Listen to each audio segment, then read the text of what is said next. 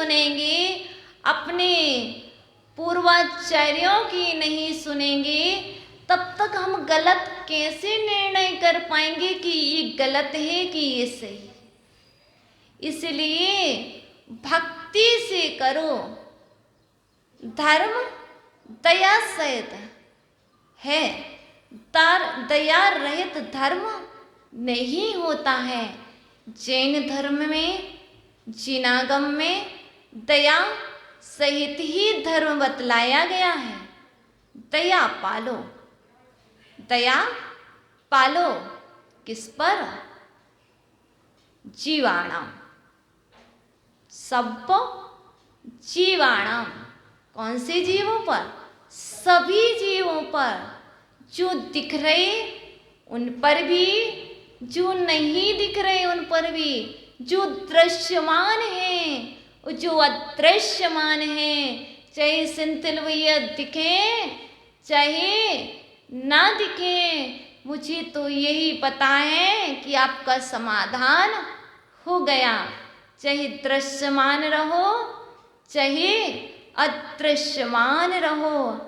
और आचार्य कहते हैं क्या? ज्ञान से रहित। क्या? तप। तप तो कर रहे हैं, उपवास तो कर रहे हैं, ये पता ही नहीं है ये तप हम किस लिए कर रहे हैं। तप भी करना तो ज्ञान से। पहले जानो, उसको अच्छी तरह से जानो, अनुभव करो ये सही है कि नहीं। इसके बाद ज्ञान से सहित तप किया जाएगा, तभी आप सफलता की ओर पहुंचेंगे। जैसे जीव के बिना, अर्थात आत्मा के बिना देह की शोभा नहीं होती है। जैसे आत्मा के बिना इस शरीर की शोभा नहीं होती है, उसी तरह ज्ञान के बिना तप भी शोभायमान नहीं होता है। आपकी शोभा, आपकी प्रतिष्ठा तभी तक है, आप तभी तक सुशोभित होगे जब तक आपके अंदर आत्मा है। जिस क्षण आपके अंदर से आत्मा निकल जाएगी, ये जीव रूपी राजा निकल जाएगा, तो इस देह की शोभा होगी क्या? नहीं होगी। इसी तरह आप तप तो करो, पर वह तप ज्ञान सहित हो, भक्ति सहित हो। और गुरु के बिना शिष्य तुम्हारी भी शोभा नहीं है। मेरी शोभा, मेरी प्रतिष्ठा मेरे कारण नहीं, मेरे गुरु जी के कारण है। यदि गुरुवर आपका हाथ ना होता, आपका आशीर्वाद ना होता, तो हमें कौन जानता? कोई नहीं। इसलिए शिष्यों की शोभा गुरु में निहित है। यदि आप अपने अनुष्ठान को करना चाहते हैं, आप अपने आप को उन्नति की ओर ले जाना चाहते हैं, तो भक्ति रखो। कोई पूछ रहा था मुझसे, आपको कभी ऐसा नहीं लगा? नहीं। जिसके अंदर कुछ भी हो, गुरु भक्ति हो, कुछ भी होता रहे, वह गुरु के पास ही रहता है।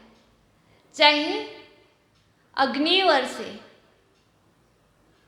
चाहे बिजली गिरे, कुछ भी हो जाए, जब मैंने प्रभु को प्रभु मान लिया है, महावीर को महावीर मान लिया है, बस एक जन्म तो मिला है, ये मनुष्य पर्याय तो मिली है। अनंतों बार अपने मन का किया है, अनंतों बार अपने मन से चले हैं। बस एक जन्म गुरुवर के नाम, एक जन्म उनकी सोच से चल लें, उनकी विचारों से चल लें, क्योंकि कुंद कुंद स्वामी ने कहा है कि गुरु भक्ति गुरु के अनुसार चले। शिष्य गुरु को अपने अनुरूप नहीं चलाते हैं। भैया, बेटा पिताजी को अपने अनुरूप नहीं चलाता है, बेटा वही कहलाता है जो पिताजी के कहे अनुसार उनके अनुरूप चलता है। शिष्य वही कहलाते हैं जो गुरु को अपने अनुरूप नहीं चलाते हैं, जो गुरु मार्गदर्शन देते हैं। जैसा गुरु बतलाते उस अनुरूप यदि शिष्य चलते हैं तो वह शिष्य शिष्यत्व को प्राप्त होते हैं। बेटा कहे नहीं पिताजी, आपको ऐसा ही करना होगा। बेटा तुम दुर्गति के पात्र बन रहे हो, बेटा तुम्हारी सदगति नहीं हो सकती है। तुम्हारे पिताजी तुम्हारे लिए पूज्य हैं, आदरणीय हैं, महापुरुष हैं। तुम पिता का आदर करो, भारतीय संस्कृति है। तुम भारत में जन्मे हो जहाँ पर 24 तीर्थंकरों का जन्म हुआ। तुम उन वीर के वंशज हो, महावीर के वंशज हो, तुम ऐसा नहीं कह सकते। इसलिए आपको ध्यान रखना होगा, कहीं आप कुछ भूल तो नहीं रहे, कभी आप भक्ति से विमुख तो नहीं हो रहे, कहीं आप अपने कर्तव्य से विमुख तो नहीं हो रहे। आचार्य भगवान कहते हैं अभी तो हमने व्यवहार की बात की है, अब व्यवहार के साथ थोड़े से निश्चय पर भी चल लें। आचार्य भगवान कहते हैं इसी तरह निज आत्म तत्व के बिना सम्यक तो नहीं होता है। जब तक निज आत्म तत्व को भी नहीं जानोगे तभी तक आपको सम्यक तो भी नहीं होगा, और सम्यक की उपलब्धि के बिना निर्वाण भी नहीं होगा, मोक्ष भी नहीं होगा। जहाँ व्यवहार को जाना है, व्यवहार के धरातल मजबूत होगा तो निश्चय का महल अच्छे से खड़ा होगा।